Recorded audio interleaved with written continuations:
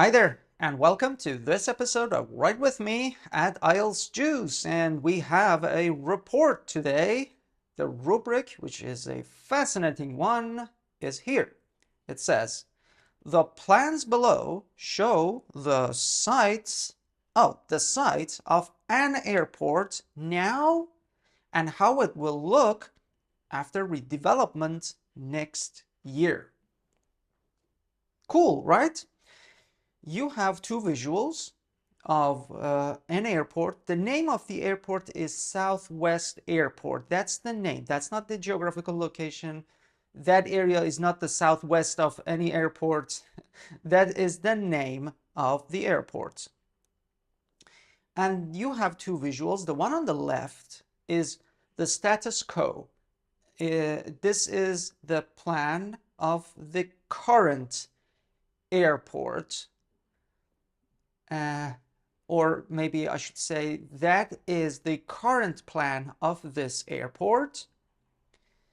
And the visual on the right, after 1 year, it is projected that the same airport will look like this, which is larger, bigger, more gates, more facilities, everything is more. Let's break down a little bit. Let's see what we are actually looking at.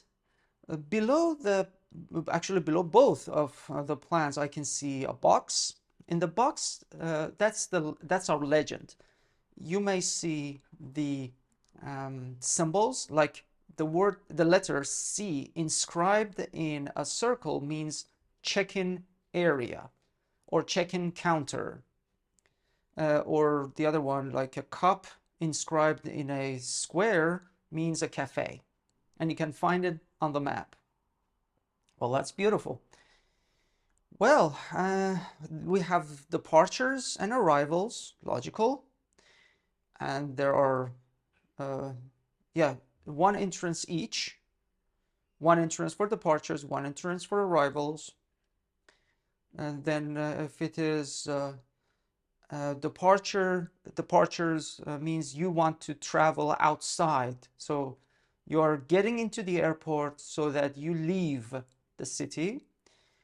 Arrivals means you have just arrived, in your plane, and you're going to use that entrance. It's actually not an entrance, that's an exit, to enter the city from the airport. Okay, I'm sure you already know some of these elements. There's the same departure and arrival terminals in the projected plan. There are more facilities. There's ATM and SkyTrain. There's car rental, backdrop. There are even more gates. Well, great. We now have a grasp of pretty much all the elements, and we're almost ready to begin. But before we start, we need to decide on the grammatical tense. So obviously we have the present plan, present visual about the airport. So present simple is our friend. We are going to use present simple. There is another visual that gives us information about the projected plan of this airport in 1 year. That means we are basically going to use future a lot for the second visual. The other two, past simple, refers to any information about the past. Do we have anything before now? Any information that says this airport was or has been something? No. And that renders both of them completely useless for this task. We don't need any other tenses, except maybe later we can play a little bit with this tense. If you're not familiar with it, I'm gonna put a link to an IELTS Juice lesson where you can familiarize yourself with this grammatical tense but this is going to be reserved for those who wish to get a higher score. I just want to make sure that you know this tense is not going to necessarily help you a lot. I'm not giving you a magic solution. This helps for a high and very high scores, but if you don't know how to use it, you don't have to. You will still be fine using these two grammatical tenses. Now we are ready to begin. My very first sentence, we have visuals too. So we are going to talk about the airport. So we can say the two plans given, or the diagrams below, or you can break that down. You don't have to follow the rubric and paraphrase it. You can say the plan on the right, the plan on the left. You can start like this. The plan on the left, which is completely logical, shows the status quo of Southwest Airport. If you don't know how to use status quo, no worries. Just say the plan on the left shows Southwest Airport as it is right now. Done. And you carry on. The visual on the right depicts the massive changes that this airport is going to go through in the following year. Very good. Now we have ourselves the very first sentence. I address the visuals. I know their diagrams or plans. I know they focus on Southwest Airport, now and future. So the time we know, the place we know, so we totally focus on what we're talking about. Then I need another sentence. I need an overview, and you know me, I always think of two overviews at the same time when I write for this. You might say, yeah, you can say one sentence like, it is evident that this airport will be more developed in the following year. You can say there are many changes that are planned for this airport. You can talk and say these generic sentences, and they're fine. They're really fine. My opinion right now is something a little different. In this overview, I'm going to say the airport is planned to double and more its current number of gates. And you can see we're turning 8 into 18. Not 16, 18. So it's more than double. That is an overview. It's correct, because the more services you give to more planes, the more modern or more crowded the airport will be. And the other overview, what I'm going to say, I'm going to stay on the around the gate, around the gates and the gate, or stay in the gate area, and say passengers are going to enjoy a faster route to their desired gates using a SkyTrain. You will understand why I'm choosing these two later on. Another rule of thumb for me is that we have two visuals. I'm going to devote one paragraph to each visual. So the easy method here is that in the first paragraph, I'm going to talk about what facilities, what shape, the position of the facilities we have right now in the airport. This is basically devoted to the visual on the left. This one is another paragraph devoted to the visual on the right. and how it will look like in the future. Basically, the projection for the changes in that visual, in that airport. All about the visual on the left. And I'm going to start from departures and then arrivals, and I'm going to follow the same pattern here. Next year, departures, arrival. And I finalize, I will finish it by saying, yeah, this SkyTrain is going to help or facilitate or accommodate a larger number of people, or make it faster for people to get to their desired score, gate, not desired score, but eventually they will help us get to our desired IELTS scores. Okay, this is the normal plan. There is basically no risk. It's easy. Here in this paragraph, all your grammar tenses will be focused on present simple.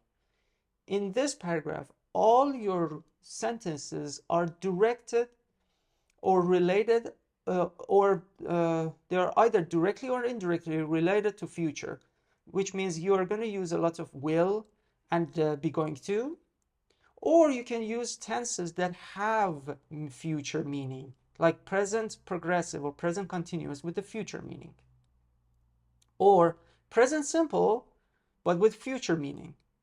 For instance, it is predicted, it is planned to host this, it is planned to go through this change, it is projected by this plan that the number of gates will be something, or the location of the check-in counter will be here. That's one other element.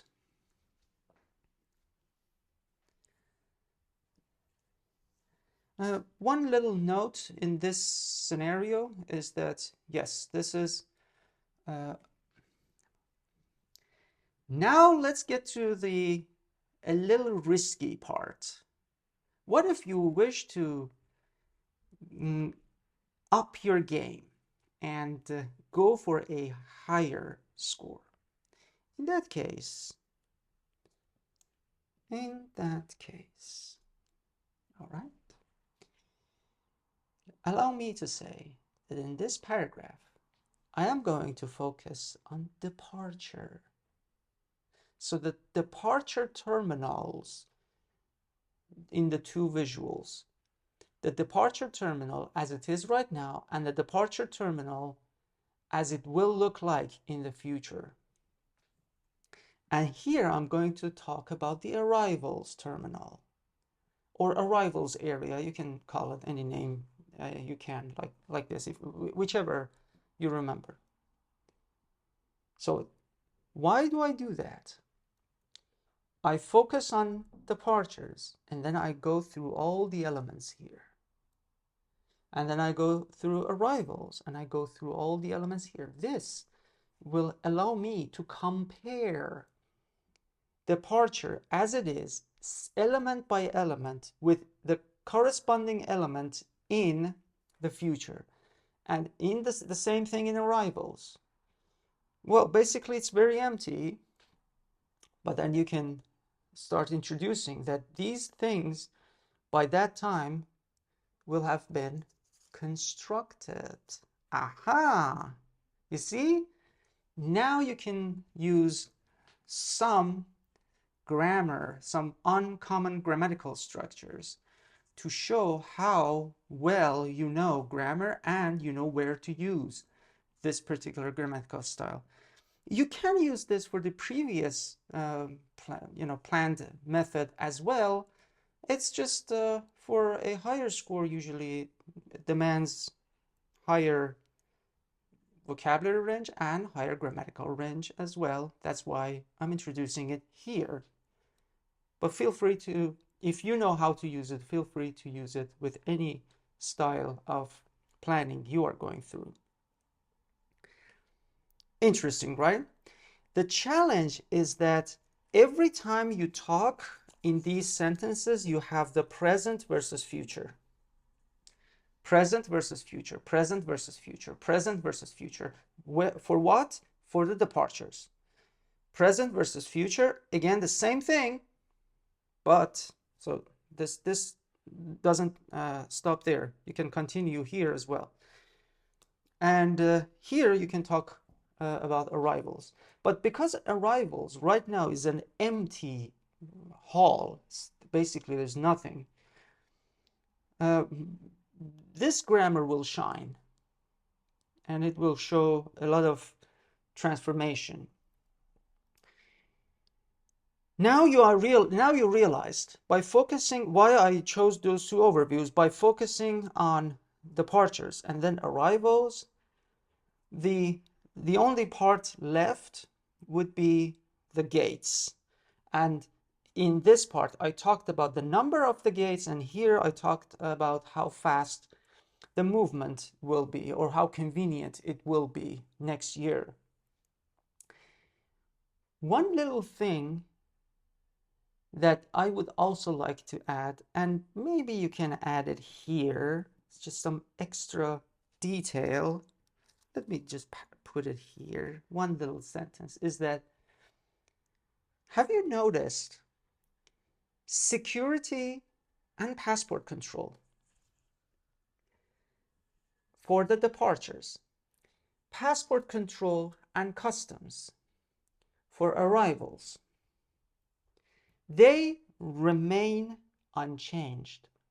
That can be another bit of detail you can use in your conclusion, because it is, well, yeah, it's left unchanged. And we're being very specific. One single detail is the location of shops in the departures. If you pay attention, yes, exactly there.